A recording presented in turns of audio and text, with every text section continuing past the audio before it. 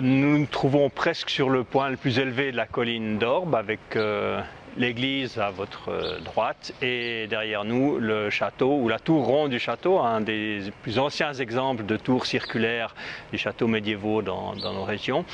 L'intérêt et l'originalité d'Orbe d'un point de vue historique, c'est que pendant tout le Moyen-Âge ou jusqu'aux guerres de Bourgogne, c'était la seule ville vaudoise à ne dépendre ni de l'évêque de Lausanne, ni de la Savoie. En 1475, au moment des guerres de Bourgogne, elle se trouvait du mauvais côté, d'où l'arrivée brutale des confédérés, surtout bernois et fribourgeois, qui se sont emparés du château, qui l'ont détruit, qui ont laissé aussi de graves destructions dans la ville.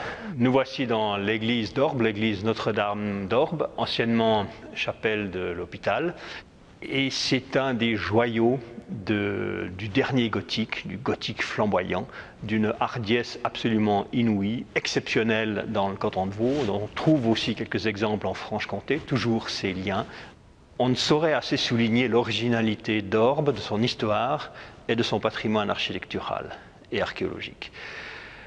C'est non seulement les mosaïques romaines, bien entendu, mais c'est aussi la vieille ville, c'est le temple, les images qu'on a ici autour de nous, mais c'est aussi d'autres monuments, comme l'ancien hôpital avec sa superbe façade baroque, et aussi l'hôtel de ville de la fin du XVIIIe siècle, tout à fait exceptionnel en Suisse occidentale.